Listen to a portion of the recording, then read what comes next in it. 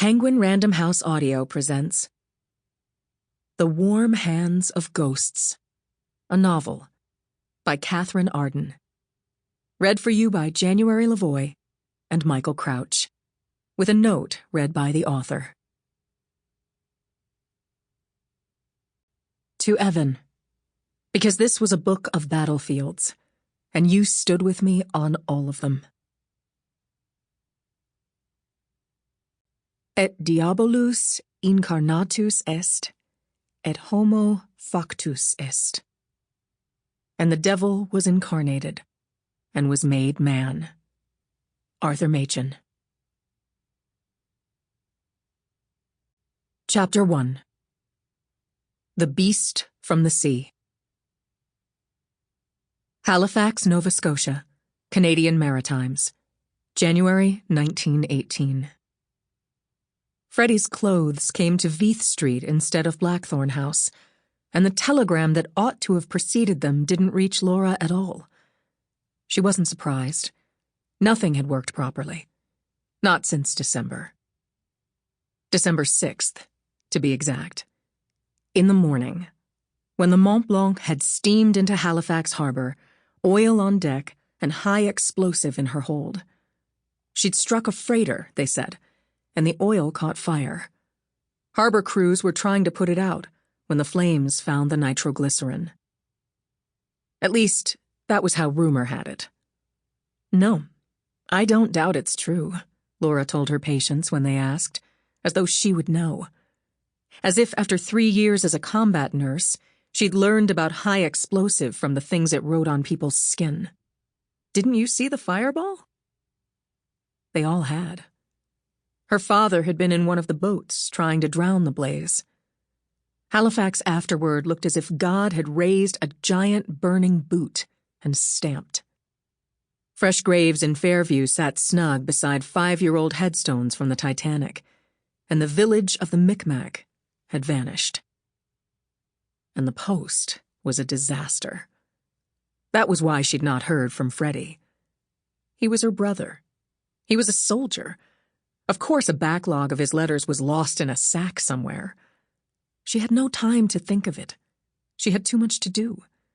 The first makeshift hospital had been scraped together in a YMCA the day after the explosion. The snow was bucketing down, and Halifax was still on fire. Laura had walked past the uncollected dead. Shut their eyes when she could reach them. Laid a hand once on a small, bare foot. 3 years of active service, and she was familiar with the dead. Familiar, too, with the sight of an overrun triage station, although it was her first time to be met not with soldiers, but with parents clutching their burnt children. Laura had taken off her coat, washed her hands, reassured the nearest wild-eyed mother, had a word with the overwhelmed civilian doctor, and set about organizing the chaos. That was a month ago. Or was it 6 weeks? Time had stretched, as it did when wounded poured in during a battle, reduced not to minutes or hours, but to the pulse and the breath of whoever was under her hands. She slept standing up, and told herself that she was too busy to wonder why Freddie didn't write. "That damned virago," muttered one doctor, half annoyed, half admiring. The Barrington Hospital was full of willing hands. The Americans, blessedly, had piled a train full of all the gauze, disinfectants, and surgeons in Boston, and sent it north. It was January by then, with snowdrifts head-high outside. The gymnasium had been turned into a hospital ward, sensibly laid out, ruthlessly organized, competently staffed. Laura was doing rounds, bent over a bed. "That harpy," agreed his fellow. "But she's forgotten more about dressings than you'll ever know. She was in the nursing service, you know. Caught a shell over in France somewhere." It was Belgium, actually. "Caught a shell? A nurse? Really? What did she do? Dress as a man and creep up the line?" The first doctor didn't take the bait. "No. I heard they shelled the forward hospitals." A startled pause. Then, "Barbaric," said the second doctor weakly. Laura kept on taking temperatures.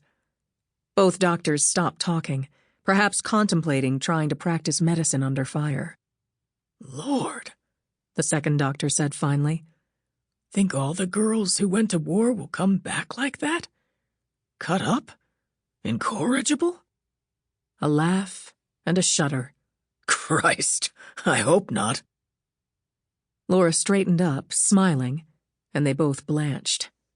"Doctor," she said, and felt the subterranean amusement in her watching patients. She was one of them, after all, born by the harbor, before the world caught fire. The doctors stammered something. She turned away again. Virago indeed. A fanged wind was tearing white foam off the bay, and her next patient was a blistered little boy. The child wept as she peeled off his dressings. "Hush," said Laura. "It'll only hurt for a moment, and if you're crying, how can I tell you about the purple horse?" The little boy scowled at her through his tears. "Horses aren't purple." "There was one." Laura snipped away stained gauze. "I saw it with my own eyes. In France. Naturally, the horse didn't start out purple. It was white. A beautiful white horse that belonged to a doctor. But the doctor was afraid that someone would see his white horse on a dark night and shoot him. Turn that way. He wanted a horse that would be hard to see at night. So he went to a witch." A lurch. "There aren't witches in France." "Of course there are. Be still." "Don't you remember your fairy tales?" Freddie loved them. "Well, the witches haven't stayed in France," the child informed her in a voice that quivered. "With a war on." "Maybe witches like the war. They can do what they like with everyone busy fighting. Now, do you want to hear about the purple horse or not? Turn back." "Yes," said the little boy. He was looking up at her now, wide-eyed. "All right. Well, the witch gave the doctor a magic spell to make the horse dark. But when the doctor tried it, poof! Purple as a hyacinth." The child was finally distracted. "Was it a magic horse?" he demanded. "After it turned purple?" Laura was tying off the bandages. The child's tears had dried. "Yes, of course. It could gallop from Paris to Peking in an hour. The doctor went straight to Berlin and pulled the Kaiser's nose." The child smiled at last. "I'd like a magic horse. I'd gallop away and find Elsie." Elsie was his sister. They'd been walking to school together when the ship blew up. Laura didn't reply, but smoothed the matted, tow-colored hair and got up. Her brother's real name was Wilfred, but hardly anyone remembered. He'd been Freddie from infancy. He was serving overseas. He still hadn't written back.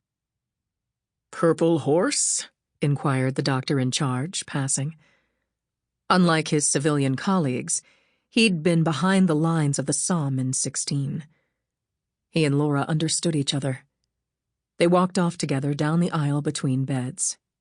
"Yes," said Laura, smiling. "It was early days. Some fool with the RAMC straight from England. He was assigned the horse, white as you please, got wind up about snipers. Tried aniline dye. The poor beast wound up violet." The doctor laughed. Laura shook her head and consulted her endless mental checklist. But before she could set off, the 3-month-old gash in her leg betrayed her. A cramp buckled her knee, and the doctor caught her by the elbow. Her leg was the reason she was in Halifax, discharged from the medical corps. A bit of shell casing, deep in the muscle. They'd got it out, but almost taken the limb with it. She'd been evacuated on a hospital train. "Damn," she said. "All right, Ivan?" said the doctor. "Just a cramp," said Laura, trying to shake it loose. Sample complete. Ready to continue?